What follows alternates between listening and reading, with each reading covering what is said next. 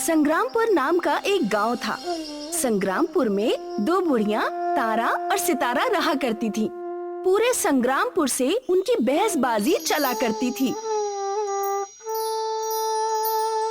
तुमने कल जो मछलियाँ दी थी उनमें कोई स्वाद नहीं था। लगता है मेरा डर इस बाजार में कम हो गया है। नहीं तारा जी, आपसे पूरा बाजार अब भी डरता है। कल आपसे पहले सितारा जी आकर ताजी ताजी मछलियाँ लेकर चली गयी। उस सितारा का कुछ ना कुछ तो करना पड़ेगा। हमेशा मुझसे पहले और आगे होकर मलाई खा जाती है। मलाई नहीं, मछली। चुप रहो और कहीं और से लाकर मछलियाँ दो। तारा और सितारा का इतना खौफ था कि बाजार वाले उनके एक कहने पर उनकी मांगी हुई चीजें ला देते। उतने में वहाँ पर लखन भागते हुए आया और तारा से कहने लगा, दादी दादी दादी, खेतों में किसानों का ट्रैक्टर फंस गया है, उसे चलकर निकालिए ना, बड़ी दुआ लगेगी। दादी किसको बोला? कॉल मी तारा ओनली।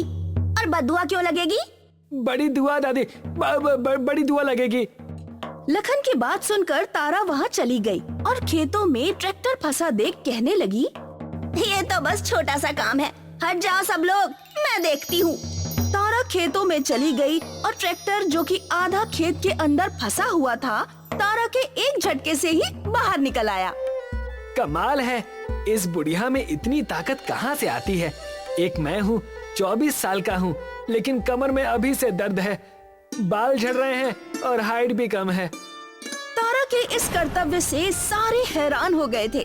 उतने में वहाँ पर सितारा आ गई और कहने लगी, हाँ हाँ, ये कोई बड़ी बात थोड़ी ना है, ये तो मेरे बाएं हाथ का खेल है।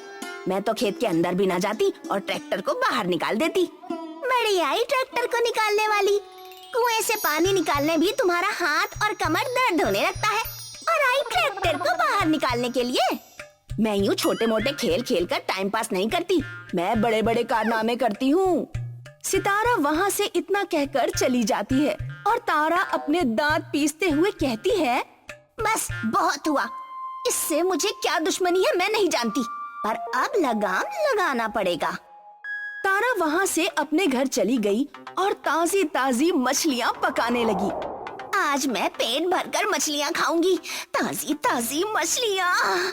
फिश करी बनाकर तूफानी फिश बना लूं। एक काम करती हूँ, आज तंदूरी फिश बना लूंगी, कल करी फिश या फिश फ्राई बना लूंगी तो देखा जाएगा। तारा ने पूरी विधि से अपने घर पर तंदूरी फिश बना ली, जिसकी सुगंध पूरे गांव में फैल गई और सितारा के घर पर जा पहुंची। वाह क्या सुगंध है, गांव में कहीं कोई मछली पका रहा है। अगर ये मछलियाँ मैंने नहीं खाई तो धिक्कार है मेरे सितारा होने पर। मछली मछली, हाँ, अरे वाह, ये तो तंदूरी मछली है। लेकिन ये खुशबू कहाँ से आ रही है? अरे ये तो सितारा के घर से आ रही है। उस बुढ़िया को सबक सिखाने में अब मजा आएगा।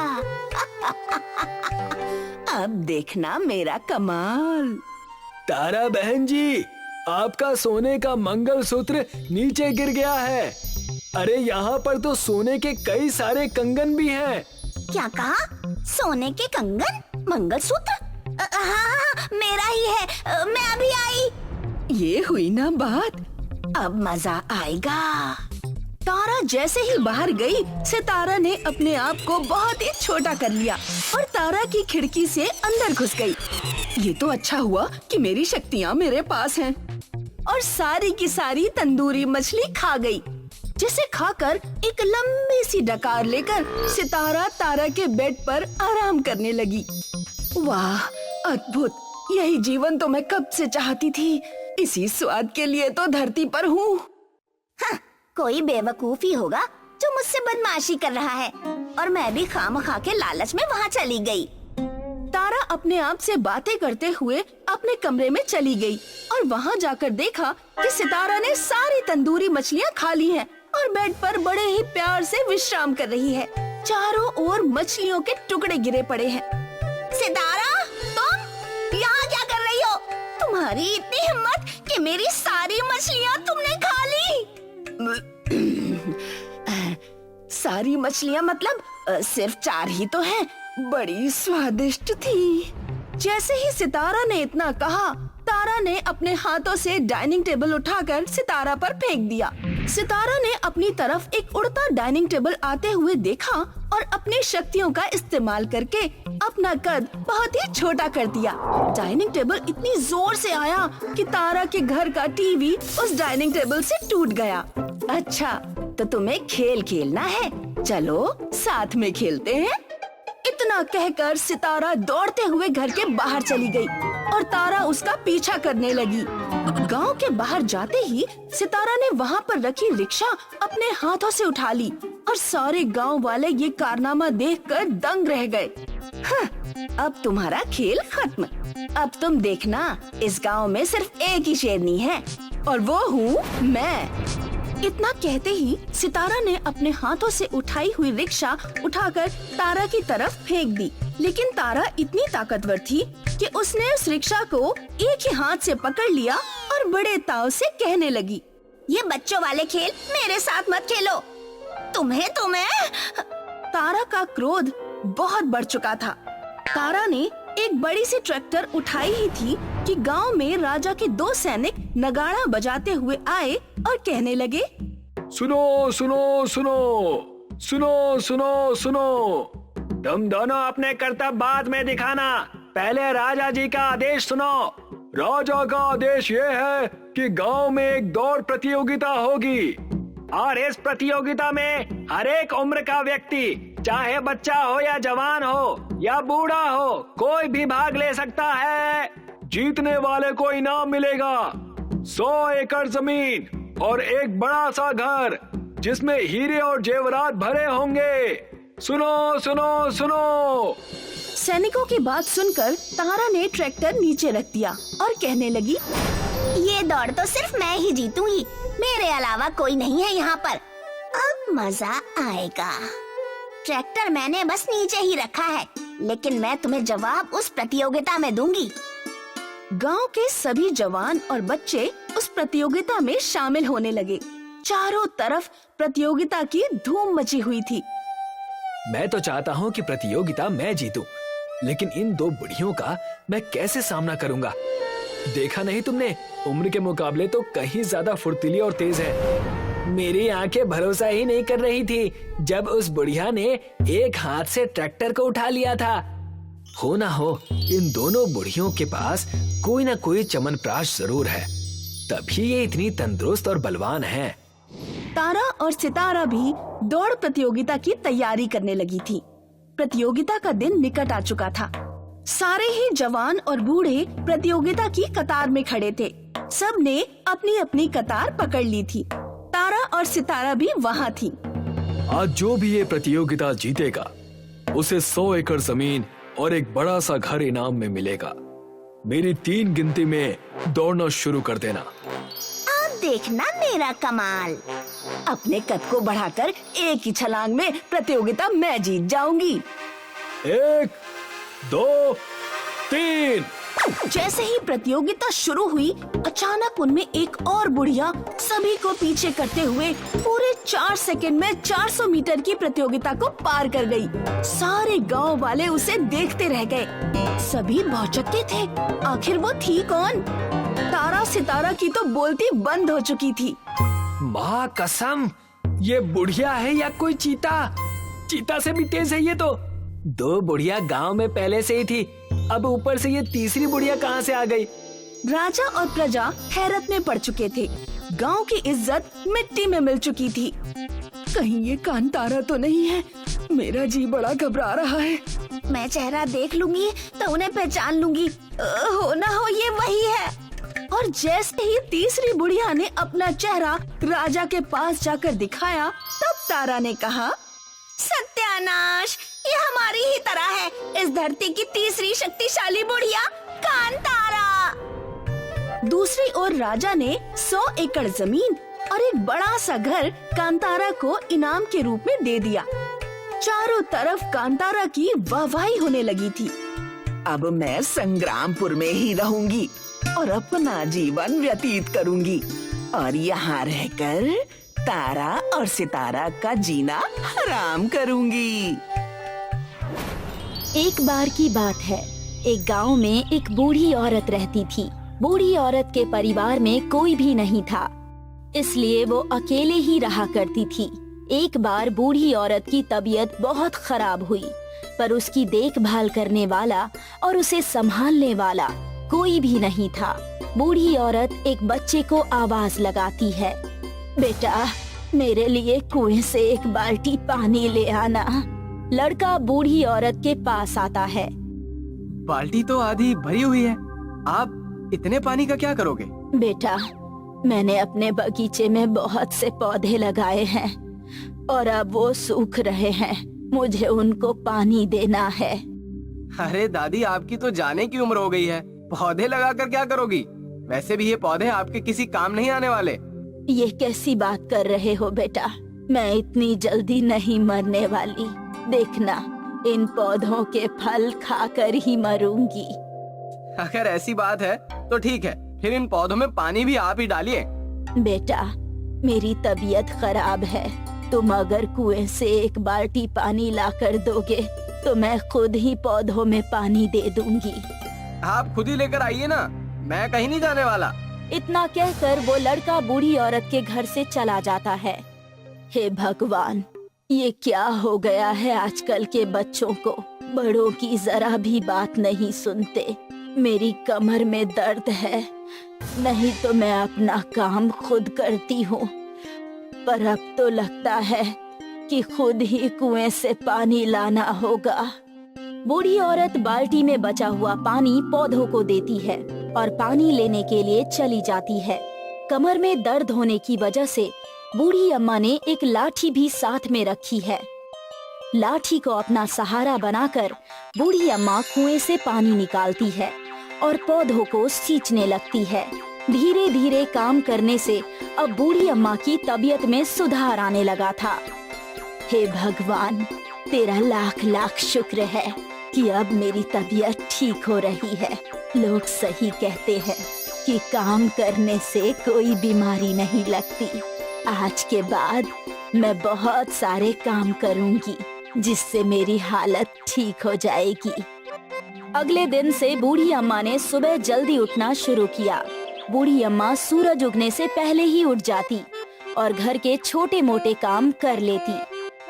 अब थोड़ा योगा भी कर लेती हूँ जिससे मेरा शरीर स्वस्थ रहेगा।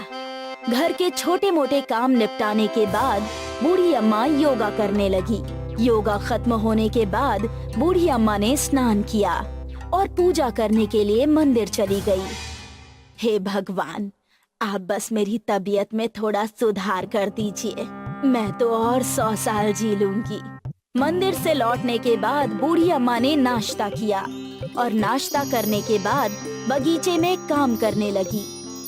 मेरे बगीचे में तो बहुत घास फूस हो गई है, जल्दी से इनको हटाना होगा, नहीं तो पौधे खराब हो जाएंगे। बूढ़ी अम्मा कुदाल लेकर सारी घास फूस को उखाड़ लेती है और कुएं से पानी लाकर पौधों को सींचने लगती है। आज तो बहुत काम कर लिया, अब थोड़ा आराम करती हूँ।